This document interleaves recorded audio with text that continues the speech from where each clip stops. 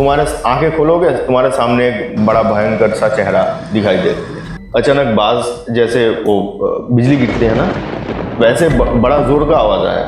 मैंने देखा कि एक मतलब अचानक आवाज आया, मैंने आंख खुल गया, देखा कि एक पेड़ की डाली मेरे ऊपर पड़ने ही वाला है। अच्छा, मतलब पेड़ की डाली टूट गई। हाँ, बड़ा बड़ा वाला डाली। अगर मैं मेरे ऊपर गिरा तो मैं मर जाऊंगा। एक बार कुछ आवाज आया, आंखें खोला, मतलब मैं संग संग आंखें बंद कर लिया। एक बड़ा भयंकर सा चेहरा मेरे आंख के सामने था। बॉडी हिलती है? हाँ, उसके ऊपर वो जैसे जितने भी शमशान के जितने भूत वगैरह होते हैं उसके ऊपर आता है, वो हिलता है, वो साधक को गिराने की कोशिश करता है। मरी हुई बॉडी हिलने लग जाती है। तब जब अगर गिर जाए उस हिसाब तब तो उसका काम तमाम। जय श्री महाकाल, मेरा नाम है धीरेन्द्र और आज बात करेंगे बंगाली तंत्र को लेके। और आज हमारे साथ हैं शंभुनाथ अघोरी, जो कि बंगाल के हैं। और बंगाल का वैसे भी काफी नाम है, चर्चाओं में रहता है देश विदेशों में कि बंगाल का जो जादू है, तंत्र क्रियाएं हैं, वो बहुत ज्यादा फेमस है और बहुत ज्यादा लोग काम भी करते हैं। जैसे अपने इंडिया से भी बहुत सारे लोग जाते हैं बंगाल जाने के बाद वहाँ सीखते हैं तंत्र की बहुत सारी ऐसी क्रियाएं जो होती हैं जिन्हें वो वहां जाके सीखते हैं। तो उसके बारे में आज महाराज जी से बात करेंगे। महाराज जय महाकाल। जय श्री महाकाल। महाराज, सबसे पहले ये बताइए, आपको कितना समय हो गया इस तंत्र क्षेत्र में आए हुए?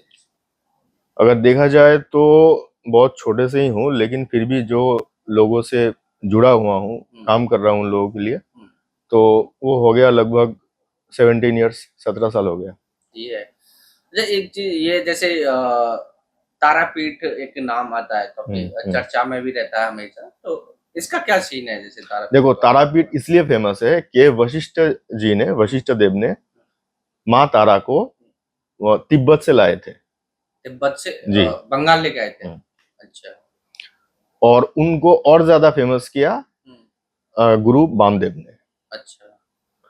तो बंगाल में वैसे बहुत सारे सिद्धपीठ तो है ही, लेकिन तारा जी जो है वो थोड़ा अलग है। अच्छा। जैसे माँ काली का तुम देखोगे, उनके गले में जो माला रहता है, मुंड माला रहती है, उसमें मतलब बाल, मांस, आंखें सब कुछ है।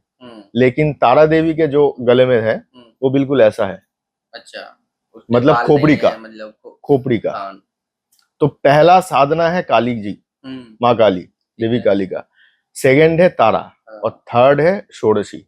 अच्छा। उसको कोलाचार बोला जाता है, वो टॉप में है। तो शुरू जो है वो देवी कालिका से है, और जो तारा देवी जो है वो थोड़ा हटके है। वो तारा देवी तारा का उपासना सबको हजम नहीं होता, थोड़ा डिफिकल्ट है। अच्छा, एक चीज और, जैसे बोलते हैं कि तारापीठ में जो शमशान है वहां पे हर बार अमावस्या पे बहुत सारी भीड़ रहती है, अघोरी एस्ट्रोलॉजर जो आते हैं वहां पे। तो ऐसा क्या है कि मतलब वहां पे क्यों इतनी भीड़ जमा होती है? क्या देखो, शमशान एक ऐसी जगह है जहां पे सारे दुखों का, सुख का अंत होता है। तो मेरा मैं जब जी रहा था, मेरा जितने भी कष्ट था वो वहां पे जाके समाप्त हुआ। एक वर्ल्ड का समाप्ति है वहां पे। अब उधर से जो शुरू हो रहा है वो है नेक्स्ट जन्म। अच्छा। तो ऐसे तो हर शमशान पवित्र है, बहुत इफेक्टिव है। और जो स्पेशली तारापीठ का है, वहां पे जब तक एक मुर्दा ना आए, पहला जो जलाया ना जाए, तब तक देवी तारा का भोग नहीं चढ़ता। अच्छा, जब तक मुर्दा नहीं जलेगा तब तक भोग नहीं लगेगा? नहीं, ये एक कंडीशन है। अच्छा, इसलिए कहीं भी कुछ भी हो जाए, मिनिमम एक तो आएगा ही वहां पे मुर्दा। अच्छा, एक चीज और, जैसे मैंने सुना है कि तारापीठ शमशान में कोई भी काम, जैसे वशीकरण, उच्चाटन, जो भी बहुत सारे सत्कर्म जो होते हैं वहां पे करने से जल्दी इफेक्ट होता है उन सब चीज। वैसे तो हर कोई शमशान में इफेक्टिव है काम करना, लेकिन जो तारापीठ का शमशान है वहां पे बहुत सारे सिद्ध योगी साधना किए हुए हैं ऑलरेडी। इसलिए बोला जाता है जहां पे भी ऐसा कोई साधना किया हो तो वहां का भूमि जो है पहले से ही पवित्र हो गया, और वहां पे काफी सारे ऊर्जा जमा होते हैं। अच्छा। यह एक पॉइंट हो गया। देवी तारा वहां पे है, हम्म, उनका उपस्थिति है, ये एक पॉइंट हो गया। हम्म, वशिष्ठ जी हम्म, जो लाए थे वहीं पे साधना किए थे। तारापीठ शमशान में। जी, अच्छा। पहले तो वैसा शमशान नहीं था, सारा तरफ जंगल ही जंगल था, हम्म, उस जगह पे किए थे, इसलिए वो जगह और भी इफेक्टिव है। मतलब इतने सारे महापुरुषों ने वहां पे साधना किया है ना, हम्म, इसलिए वो जगह बहुत पावरफुल वैसे ही बन चुका है, ऊपर से शमशान है। अच्छा, एक चीज ये भी है, जैसे षटकर्म जैसे बोलते हैं तो उसमें बहुत सारी अलग अलग क्रियाएं आती हैं। हम्म, तो आज जैसे बात करेंगे वशीकरण को लेके, तो वशीकरण में कई बार ऐसा होता है कि वशीकरण भी कराते हैं लोग, फिर हम्म, तुड़वाते भी हैं, फिर हम्म, तीसरा बंदा आता है, कोई हम्म, दूसरा आता है। इसमें बहुत सारी ऐसी प्रक्रिया है हम्म, वशीकरण के अंदर। तो बात करेंगे जैसे दो मतलब पति पत्नी हो, या फिर गर्लफ्रेंड बॉयफ्रेंड हो, या फिर मतलब बहुत सारे ऐसे रिलेशन हैं जो आजकल लिव इन में रहते हैं, ठीक है। तो उनके बीच में अगर कोई तीसरा बंदा आ जाए, हम्म। अच्छी खासी फैमिली चल रही है या फिर रिलेशन में है, सारा कुछ अच्छा चल रहा है, तो तीसरा अगर बंदा आ जाए देखो, तीसरा तो बंदा मतलब मतलब ये नहीं कि एक कोई और एक लड़का और एक लड़की, हम्म, जो उस रिलेशनशिप में प्रॉब्लम क्रिएट कर रहा है हाँ, वही उस रिलेशनशिप के लिए तीसरा बंदा हो तीसरा गया। बंदा हो गया, हाँ। वो मतलब चाचा मामा ताऊ हाँ, मतलब कोई ड्राइवर भी हो दूध सकता वाला है। कोई भी हो हाँ, सकता है, अपनी फैमिली से भी हो और सकता है। वो खुद भी हो सकता है। हाँ। वो कैसे? हम्म, वो अगर सोचेगा कि ये मुझे जो जब तक रहना था हम्म, हो चुका, हाँ, अभी मैं इससे निकलना चाहता हूँ, हाँ, तो वो मतलब आदमी भी हम्म, उस रिलेशनशिप के लिए तीसरा तीसरा बंदा बंदा है। हो सकता है, मतलब जो खुद है वो भी तीसरा हाँ, बंदा हो सकता हाँ है हो उसके लिए। सकता है, क्योंकि वही तो डिस्ट्रॉय हाँ, डिस्ट्रॉय कर रहा है उस रिलेशनशिप हम्म, को। तो इस वजह से पहले देखा जाता है कौन क्या है, हम्म, उस हिसाब से काम करना पड़ता है। हम्म, क्योंकि अगर बाहर वाले हो तो हम्म, उसे भगाना पड़ता है, हम्म, अगर वो खुद हो हम्म, तो वशीकरण करना पड़ता है। अच्छा। अब देखो, यूट्यूब की वजह से वशीकरण वशीकरण सब कोई जान चुका है वशीकरण क्या हाँ, है। हाँ, अब आता है विद्वेषण। हाँ, विदेशी। उसको क्या बोला जाता है हिंदी में? तो हम्म, विदेशन तो मतलब दूर करने के लिए होता है। मतलब काटने के लिए, हाँ, अलग करने के अलग लिए। करने के लिए होता है। हाँ। तो ये विद्वेषण है वशीकरण का उल्टा। हुँ, तो जब उल्टा केस, उल्टा तभी काम में लिया जाता है जब बाहर का आदमी हो। हुँ, अगर अंदर से अंदर कोई घुसने की कोशिश कर रहा है हाँ, तो उधर से उसको खदेड़ना पड़ता है। जिसके साथ उसका लगाव हो रहा है रिलेशनशिप में, हुँ, तो उससे उसका विद्वेषण करने से वो चला जाता है वहां से, हुँ। और रिलेशनशिप आगे बढ़ता रहता है। अगर मान के चलो जैसे विदेशन हमने किया, हम्म, ठीक है? किसी पे जैसे विदेशन करा रहा है कोई भी इंसान, तो अब जो रिलेशन में है, क्या उनको वशीकरण की ज़रूरत पड़ेगी? तीसरा नहीं। बंदा आया, हम्म, मतलब उसकी वजह से प्रॉब्लम क्रिएट हुई फैमिली उसको में। सिर्फ भगाने से ही हुँ, काम बन जाता है। हुँ, लेकिन कभी कभार देखा जाता है वो आके उस रिलेशनशिप को इतना मतलब बिखेर देता है, हुँ, उसके लिए कभी कभार वशीकरण की फिर से जरूरत पड़ सकती है, लेकिन अच्छा, हर किसी को नहीं पड़ेगा। अच्छा, अच्छा। मतलब कुछ कंडीशन में, मतलब हम्म, कुछ लोगों को हम्म, ज़रूरत हम्म, पड़ हम्म, सकती है इस तरह की। हम्म। अच्छा, ऐसे ये वशीकरण का जैसे होता है कि भाई टाइम लगता है, कोई बताता है 21 दिन, 30 दिन जो हम्म। भी है। तो कुछ हाँ, जैसे जो ये बताया हाँ, आपने। इसमें एक बात बताना चाहूंगा मैं। जैसे काफी सारे शक्तियां होते हैं। हुँ, मैं वो बेताल वशीकरण को हाँ, लेके हाँ, पहले बताया ये था आपने, हाँ। बोला था मैंने। हुँ, अब ये विद्वेषण में एक चीज आता है, वो है माता का गण। अच्छा, उसको बोला जाता है शाकिनी। शाकनी। शाकिनी। हुँ, तो वो विद्वेषण में माहिर है। अच्छा, वो एकदम डेट टू डेट 7 डेज में हुँ, विद्वेषण कर देता है। विदेशन के लिए जी, मतलब शाकनी। शाकिनी। हुँ, शाकिनी, डाकिनी, राकिनी ऐसे बहुत सारे हैं, लेकिन उनमें से जो इस काम के लिए माहिर है वो हुँ, है शाकिनी। अच्छा, शाकिनी का जो विद्वेषण है हुँ, वो 7 दिन में दिखाई देता है, 7 दिन में हो जाता है। 7 दिन में कर देती है हाँ, मतलब। बहुत इफेक्टिव है। अच्छा, जैसे ये शाकनी, डाकनी, ये हम्म, सारी बहुत सारी अलग-अलग एंटिटी जो बता रहे हो हम्म, आप, तो इनको मतलब अपने बस में, मतलब इनसे अगर हम काम करा रहे हैं तो बस में करना पहले पड़ेगा फिर? इनका आराधना होता है। हाँ, जैसे योगिनी यक्षिणी ऐसा होता है ना, हाँ, वैसे इन लोगों का भी आराधना होता है। हाँ, जैसे इन लोगों का आराधना हो गया, और इसके अलावा अगर कोई देवी कालिका का साधना कर रहा है, हुँ, पहले ये लोग आके डराते हैं, अच्छा, भ्रम पैदा करते हैं। हुँ, आंखें, साधक अगर आंखें खोला, देखा सामने बाघ बैठा हुआ है, शेर। हाँ, कोई नहीं है वहां पे, हाँ, लेकिन दिख रहा है उसे शेर दिख बैठा रहा है। है। अगर वो आसन से उठने की कोशिश की, वो खत्म। अच्छा। इसीलिए ऐसे बहुत सारे वहम होते हैं, जैसे अचानक कोई आवाज हुआ, हाँ। देखा कि कोई मतलब फैन चलते चलते नीचे पड़ा हुआ है, हाँ। लेकिन ऐसा कुछ है नहीं, मतलब ये लग रहा है, वो लग इंसान रहा को है, लग ये रहा वहम है। ये वही लोग करते हैं। अच्छा। तुम्हारे आंखें खोलोगे, तुम्हारे सामने एक बड़ा भयंकर सा चेहरा दिखाई दे, दिखाई दे, लेकिन वो है नहीं। सिर्फ वहम है ये। हाँ, ये वो लोग करते हैं, डराते हैं। तब उन लोगों को किसी को एक को पकड़ना पड़ता है, पकड़ने के बाद उनको काम में लिया जाता है। अच्छा, एक चीज और, जैसे आप जैसे बहुत सारी जो क्रियाएं बता रहे हो, डागनी शागनी ये सब चीजें, जैसे ये क्रियाएं शमशान में ही होती होंगी ज्यादातर, ठीक? कोई ऐसा इंसिडेंट हुआ है आपके साथ? देखो, शमशान में भी होता है, शमशान में बेस्ट होता है, हाँ। या फिर कोई नदी के तट पे होता है, पहाड़ पे होता है, सूना मैदान पे होता है, ऐसा हुआ है। अच्छा, कोई इंसिडेंट हुआ है आपके साथ ऐसा हाँ, जो इंसिडेंट तो बहुत सारे हैं, जैसे मैंने खतरनाक वाला हुआ हो? हाँ, जैसे मैंने अभी बताया कि एक साधना में मैं बैठा था, शमशान में बड़े बड़े पेड़ थे वहां पे। अचानक बाज जैसे वो बिजली गिरती है ना, वैसे बड़ा जोर का आवाज आया। मैंने देखा कि एक मतलब अचानक आवाज आया, मैंने आंख खुल गया, देखा कि एक पेड़ की डाली मेरे ऊपर पड़ने ही वाला है। अच्छा, मतलब पेड़ की डाली टूट गई है? हाँ, बड़ा बड़ा वाला डाली, अगर मैं मेरे ऊपर गिरा तो मैं मर जाऊंगा, लेकिन मैं आंख बंद कर लिया।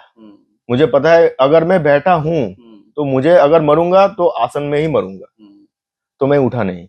अच्छा, एक ये भी है, मैं बैठा हूं तो सेफ हूं यहाँ। हाँ, नहीं, साधक का ये मनोबल है, ये कॉन्फिडेंस है कि यही मेरा जिंदगी है, यही मेरा सब कुछ है, यही मेरा पृथ्वी है, जो भी होना है यहीं पे होना है। अगर साधक का ये अवस्था मन से चला गया तो वो कभी भी मर सकता है, लेकिन वो डाली मेरे ऊपर गिरा नहीं, वो सिर्फ आवाज था, दिखाने का था।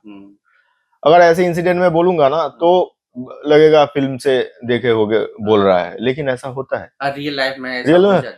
एक बार कुछ आवाज आया, आंखें खोला, मतलब मैं संग संग आंखें बंद कर लिया, एक बड़ा भयंकर सा चेहरा मेरे आंख के सामने था, बड़ा भयंकर सा चेहरा। तो वो मैं डिस्क्राइब नहीं कर पाऊंगा कैसा था वो, मतलब उसका नाक बहुत लंबा था। अच्छा, नाक लंबा था। देखो, चीज छोटा है, लेकिन जब भी थोड़ा अलग होगा ना, डर पैदा होगा। हाँ, डर पैदा होता है। अगर सब कुछ सही है, नाक लंबा है, तो कैसा लगेगा? अजीब लगेगा वो हाँ, देखने में। तो देखने ही पहचान लोगे ये आदमी इंसान नहीं है। और डर भी एक अंदर से भी वही क्या करता है, वो लोग आके साधक के मनोबल को हटा देता है, गड़बड़ कर देता है, और तब भी वो लोग मतलब साधक साधना से हट जाते हैं। फिर वहां पे प्रॉब्लम क्रिएट हो जाती है उनके साथ। जैसे शव साधन में होता है, या तो एक्चुअली बोला जाता है सीने पे बैठना, एक्चुअली सीने पे बैठना नहीं होता, पीठ पे बैठना होता है। अच्छा, सब साधना में जी। तब उसके मुंह में देना पड़ता है। कैसे? वो फोल्ड करेगा, मुंह को फोल्ड करके ऐसा देगा, क्योंकि अगर सीधा, मतलब अगर सीधा होके उस पे ऊपर बैठा जाए तो वो हिलता है, बॉडी हिलती है। हाँ, उसके ऊपर वो जैसे जितने भी शमशान के जितने भूत वगैरह होते हैं उसके ऊपर आता है, वो हिलता है, वो साधक को गिराने की कोशिश करता है। अच्छा, मरी हुई बॉडी हिलने लग जाती है। तब जब अगर गिर जाए उस हिसाब, तब तो उसका काम तमाम। अच्छा, जो साधना कर रहा है हाँ, इसलिए उसको पीठे उसके मतलब पीछे पीठ पे बैठना होता है। तो बहुत सारे मतलब आपके साथ इंसिडेंट ऐसे हो चुके हैं। अगर मान के चलो, अगर जैसे आप तो बंगाल में रहते हैं और कोई जानना चाहे, आपसे मिलना चाहे, तो कांटेक्ट कैसे करेगा?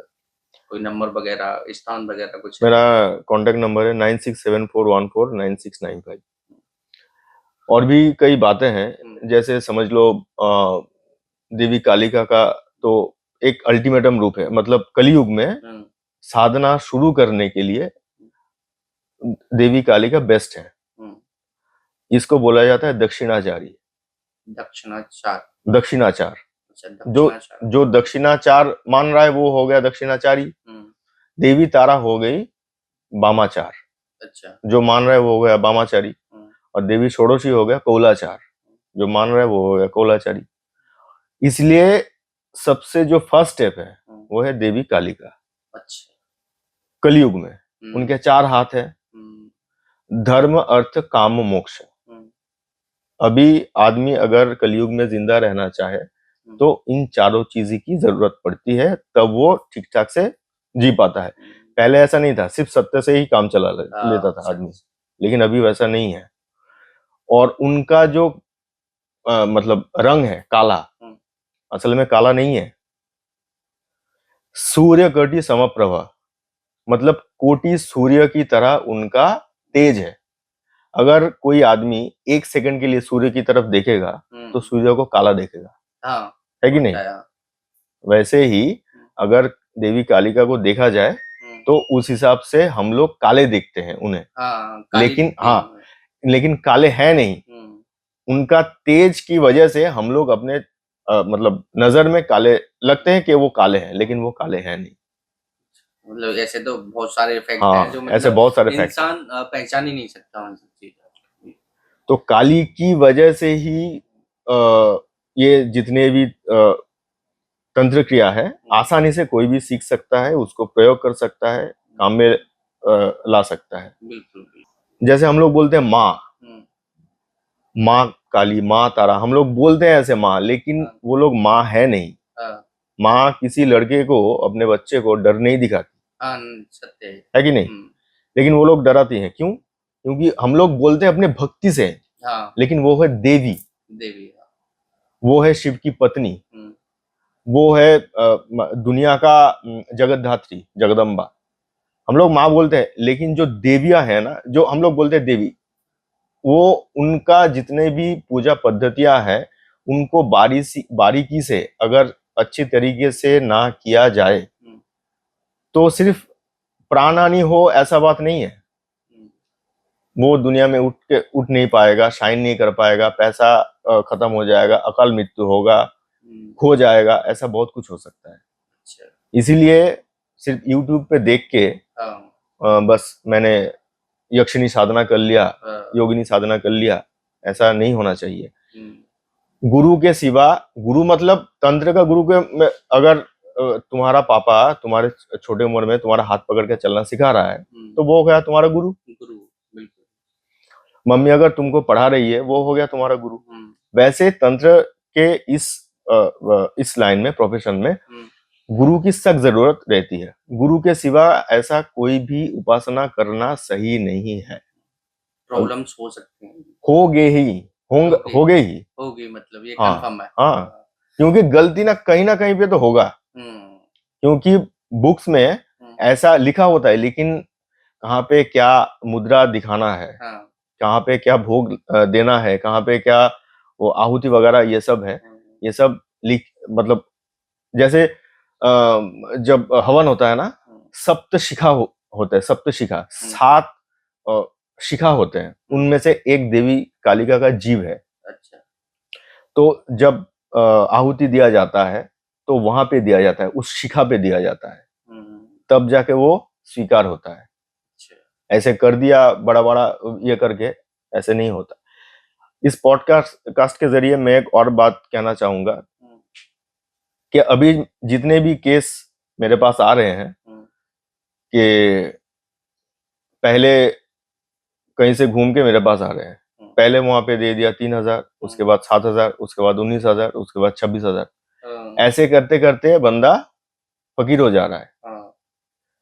पहले ही मैं बोल देता हूं इतना लगेगा, आप कर सको तो आपको पहली बार सुनने में अमाउंट बड़ा लगेगा, लेकिन ये बात याद रखना कि सस्ता रोए बार बार, महंगा रोए एक बार। ये तो होता है। जितने भी आ रहे हैं मेरे पास सब पैसा गवा के आ रहे हैं, और जब कोई काम करने वाला बंदे के पास लोग जाते हैं ना, तब उसके पास पैसा खत्म हो जाता है। ये होता है, ऐसा है बात अभी। और इसलिए मैं बोल रहा हूं कि आप लोग थोड़ा समझिए कि एक एक चीज का, तंत्र का, एक सामग्री का बहुत दाम होता है, बहुत कीमत होती है, कि आसानी से नहीं मिलता। पहले तो आम बात था, मिल जाता था, लेकिन अभी नहीं मिलता, क्योंकि अब तो जंगल रहा नहीं, तो कैसे मिलेगा। इसीलिए हम लोगों को खरीदना पड़ता है, और उस हिसाब से काम करने के बाद रिजल्ट मिलता है। थोड़ा आप लोग समझिए और थोड़ा अवेयरनेस लाई है अपने आप में। बिल्कुल बिल्कुल। बहुत बहुत धन्यवाद महाराज कीमती समय देने के लिए। तो वीडियो कैसी लगी है हमें कमेंट करके बताएं। अगर कोई भी सवाल आप पूछना चाहते हैं तो कमेंट में लिखिए और हम नेक्स्ट टाइम किसी अघोरी से या एस्ट्रोलॉजर से फिर पूछेंगे। हाँ, एक बार और महाराज जी का नंबर है जो बुलवा देते हैं, जिससे कि अगर आप कोई कांटेक्ट करना चाहता है तो कर सकते हैं। नंबर बता दीजिए आप। 9674149695। तो ये इनका नंबर है। और वीडियो कैसी लगी हमें कमेंट करके बताएं और ज़्यादा से ज़्यादा शेयर कर दें वीडियो, ताकि सभी लोगों तक पहुंच सके। और चैनल अभी तक आपने सब्सक्राइब नहीं किया है तो सब्सक्राइब करें। जब तक के लिए जय श्री कृष्णा, जय माता। जय श्री महाकाल।